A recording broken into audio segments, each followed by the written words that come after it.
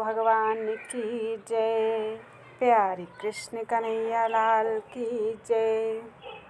श्री कूर्म पुराण ऊपरी विभाग चल रहा है और आज है छठा अध्याय।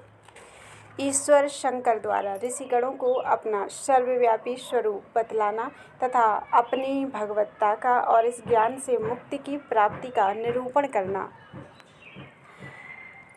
ईश्वर उवाच शृणुध्वं ऋषयः सर्वे यथावत् परमेष्ठिनः वक्ष्यामि शस्य महात्म्यं यत्तद्वेदविदो विदुः। ईश्वर ने कहा, हे ऋषिगणों, आप सभी सुने। मैं परमेष्ठी ईश के उस महात्म्य का यथावत वर्णन कर रहा हूँ जिसे वेदज्ञ लोग जानते हैं। मैं सनातन सर्वात्मा, सभी लोकों का एकमात्र निर्माण करने वाला, सभी लोकों का एक अद्वितीय रक्षक और सभी लोकों का एकमात्र संहार करने वाला हूँ। सभी वस्तुओं का अंतर्यामी पिता मैं ही हूँ। मध्य तथा अंत सब कुछ मुझ में स्थित हैं, किंतु मैं सर्वत्र स्थित नहीं हूँ, अर्थात मेरी कोई सीमा नहीं है। विप्रो, आप लोगों ने मेरे जिस अद्भुत रूप को देखा है वह केवल मेरी उपमा है जिसे मैंने अपनी माया द्वारा दिखलाया। मैं सभी पदार्थों के भीतर स्थित रहते हुए संपूर्ण जगत को प्रेरित करता हूँ। यह मेरी क्रिया शक्ति है। यह विश्व जिसके द्वारा चेष्टा करता है और जिसके स्वभाव का अनुसरण करता है, काल रूप वही मैं संपूर्ण कलात्मक अपने अंश रूप जगत को प्रेरित करता हूँ। उन श्रेष्ठों में एक अंश से संपूर्ण संसार की रचना करता हूँ और दूसरे रूप से संहार करता हूँ। इस प्रकार की ये दोनों अवस्थाएं मेरी ही हैं। आदि, मध्य और अंत रहित माया तत्व का प्रवर्तन करने वाला मैं सृष्टि के आरंभ में प्रधान तथा पुरुष दोनों को क्षुब्ध करता हूँ। उन दोनों के परस्पर संयोग से विश्व उत्पन्न होता है। महत्तत्वादि के क्रम से मेरा ही तेज विस्तार को प्राप्त होता है। जो सारे संसार के साक्षी और काल चक्र को चलाने वाले हिरण्यगर्भ मार्तंड सूर्य हैं, वे भी मेरे ही शरीर से उत्पन्न हुए हैं। द्विजो, कल्प के आदि में मैंने ही उन्हें अपना दिव्य ऐश्वर्यमय सनातन ज्ञान योग और अपने से उत्पन्न चारों वेद प्रदान किए। वे मेरे भाव से भावित देव ब्रह्मा मेरे आदेश से मेरे उस दिव्य ऐश्वर्य को स्वयं सदा वहन करते हैं। सभी लोगों का निर्माण करने वाले और सब कुछ जानने वाले आत्मसंभव मुझसे ही उत्पन्न वे ब्रह्मा मेरे निर्देश से चार मुख वाले होकर सृष्टि की रचना करते हैं। जो लोकों को उत्पन्न करने वाले अव्यय अनंत नारायण हैं और जगत का परिपालन करते हैं, वे भी मेरी ही परम मूर्ति हैं। सभी प्राणियों का संहार करने वाले जो प्रभु कालात्मक रुद्र हैं, वे मेरी ही आज्ञा से निरंतर संहार करते रहते हैं। वे भी मेरी मूर्ति हैं। जो देवताओं को हव्य अर्थात हवनीय द्रव्य पहुँचाते हैं और जो कव्य ग्रहण करने वाले पितरों को कव्य पहुँचाते हैं तथा जो पाक में सब कुछ पचा लेने में समर्थ हैं, वे अग्निदेव भी मेरी ही शक्ति से प्रेरित होकर यह सब करते हैं। ईश्वर शंकर के निर्देश से ही भगवान वैश्वानर अग्नि रात दिन ग्रहण किए गए आहार को पचाते रहते हैं। संपूर्ण जल के मूल कारण जो देवश्रेष्ठ वरुण हैं, वे भी ईश्वर के ही निर्देश से संपूर्ण विश्व को जीवन प्रदान करते हैं। जो प्राणियों के भीतर और बाहर वर्तमान रहने वाले वायुदेव हैं, वे भी मेरी आज्ञा से प्राणियों के शरीरों को धारण करते हैं। मनुष्यों को जीवित रखने वाले जो देवताओं के अमृत के निधान सोमदेव हैं, वे भी मेरे ही निर्देश से प्रेरित होकर कार्य करते हैं। जो अपने प्रकाश से संपूर्ण संसार को सदा प्रकाशित करते हैं, वे सूर्यदेव भी स्वयंभू की आज्ञा से वृष्टि का विस्तार करते हैं। जो सारे संसार के शासक, सभी देवताओं के ईश्वर तथा यज्ञ करने वालों को फल प्रदान करने वाले इंद्रदेव हैं, वे भी मेरी आज्ञा से प्रवृत्त होते हैं। जो दुष्टों के शासक हैं और नियम के अनुसार व्यवहार करने वाले विवस्वान के पुत्र यमदेव हैं, वे भी देवाधिदेव शंकर के निर्देश से व्यवहार करते हैं। जो सभी प्रकार के संपत्तियों के स्वामी और धन प्रदान करने वाले कुबेर हैं, वे भी ईश्वर के नियोग से ही सदा प्रवृत्त होते हैं। जो सभी राक्षसों के स्वामी हैं तथा तमोगुणियों को अपने कर्म का फल प्रदान करने वाले हैं, वे निरति देव मेरे ही निर्देश से सदा प्रवर्तित होते हैं। जो बेताल गणों और भूतों के स्वामी और भक्तों को भोग रूपी फल प्रदान करने वाले ईशान देव हैं, वे भी मेरी आज्ञा में स्थित रहते हैं। जो अंगिरा के शिष्य रुद्रदेव के गणों में अग्रगण्य और योगियों के रक्षक हैं, वे वामदेव भी मेरी ही आज्ञा द्वारा नित्य व्यवहार करते हैं। जो संपूर्ण संसार के पूज्य विघ्न कारक धर्म नेता विनायक हैं, वे भी मेरे आदेश से चलते हैं। जो ब्रह्मज्ञानियों में श्रेष्ठ देवों के सेनापति स्वयंभू प्रभु स्कंद हैं, वे भी नित्य विधि की प्रेरणा से प्रेरित होते हैं। जो प्रजाओं के पति मरीचि आदि महर्षि हैं, वे भी परात्पर परमेश्वर की आज्ञा से ही विविध लोकों की सृष्टि करते हैं। जो सभी प्राणियों की श्री अर्थात शोभा है और विपुल ऐश्वर्य प्रदान करती हैं, वे नारायण की पत्नी लक्ष्मी मेरे ही अनुग्रह से व्यवहार करती हैं। जो सरस्वती देवी विपुल वाणी प्रदान करती हैं, वे भी ईश्वर के नियोग से प्रेरित होकर प्रवर्तित होती हैं। जो सभी पुरुषों को घोर नरकों से तारने वाली सावित्री देवी कही गई हैं, वे भी देव की आज्ञा के अनुसार चलने वाली हैं। ध्यान करने पर ब्रह्म विद्या को प्रदान करने वाली जो श्रेष्ठ पार्वती देवी हैं, वे भी विशेष रूप से मेरे ही वचनों का पालन करती हैं। अनंत महिमा वाले और सभी देवताओं के स्वामी जो अनंत शेष हैं, वे भी देव शंकर के निर्देश से ही संसार को सिर पर धारण करते हैं। जो संवर्तक अग्नि स्थित बड़वा के रूप में स्थित हैं, वे भी ईश्वर की आज्ञा से ही संपूर्ण समुद्र को पीते रहते हैं। इस संसार में अत्यंत तेजस्वी जो 14 मनु हैं, वे सभी मुझ ईश्वर के आदेश से सभी प्रजाओं का पालन करते हैं। आदित्य, वसुगण, रुद्र, मरुदगण, अश्विनी कुमार तथा अन्य सभी देवता मेरी ही आज्ञा में प्रतिष्ठित हैं। गंधर्व, गरुण, ऋक्ष, सिद्ध, साध्य, चारण, यक्ष, राक्षस तथा पिशाच ये सभी स्वयंभू की आज्ञा में ही स्थित हैं। कला, काष्ठा, निमेष, मुहूर्त, दिन रात, ऋतुएं, पक्ष तथा मास ये मुझ प्रजापति शिव के शासन में स्थित हैं। युग, मनवंतर, पर तथा परार्ध ये सभी तथा अन्य काल के सभी भेद मेरे ही शासन में स्थित रहते हैं। स्वेदज, अंडज, उद्भिज तथा जरायुज ये 4 प्रकार के प्राणी और स्थावर जंगमात्मक जगत मुझ परमात्मा देव के निर्देश से ही प्रवर्तित होते हैं। सभी पाताल और भुवन सभी ब्रह्मांड स्वयंभू परमेश्वर की आज्ञा से प्रवर्तित हैं। बीते हुए भी जो पदार्थों के समूह सहित असंख्य ब्रह्मांड थे, वे मेरी ही आज्ञा से सर्वत्र प्रवृत्त थे।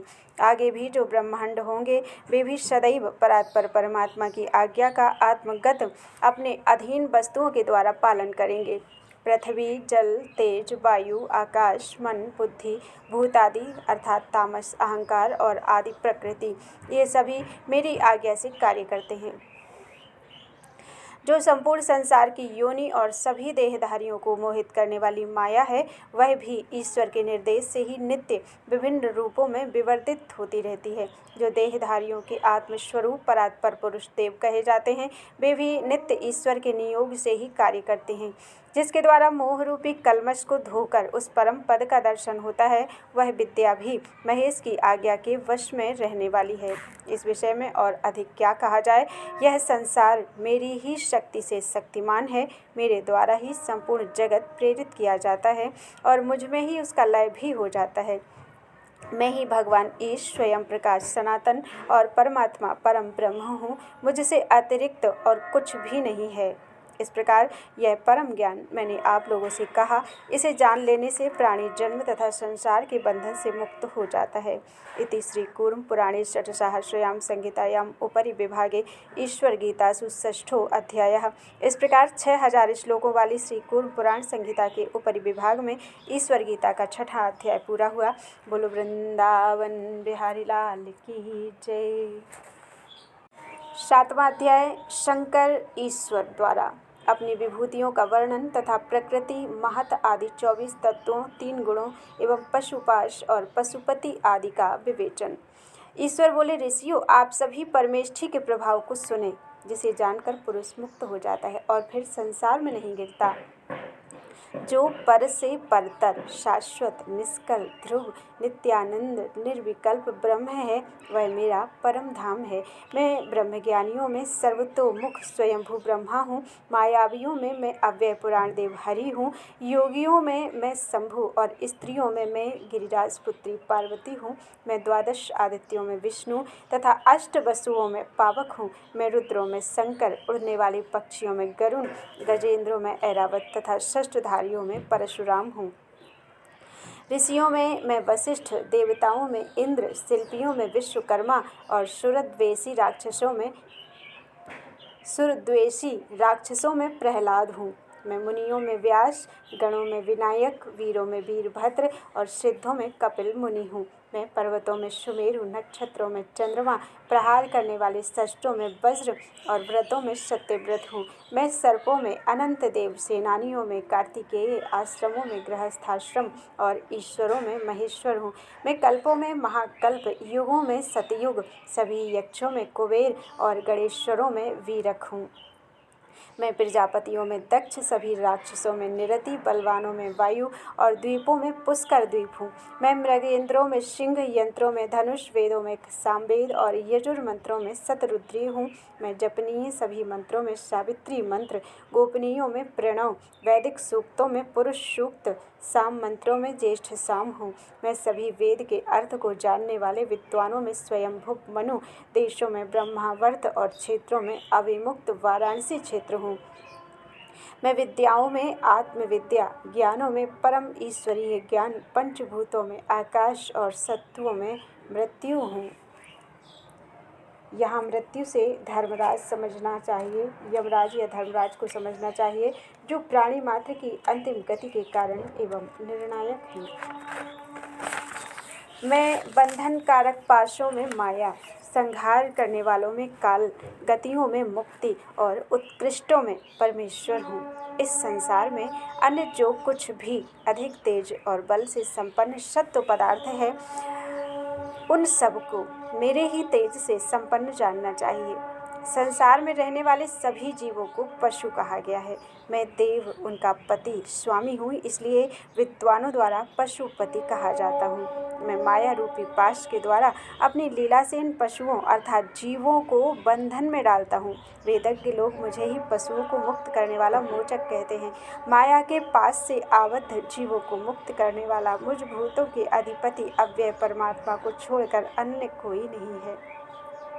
प्रकृति, महत, अहंकार आदि 24 तत्व, माया, कर्म तथा गुण, ये पशुपति के पाश और पशुओं अर्थात जीवों को बंधन में डालने वाले क्लेश हैं।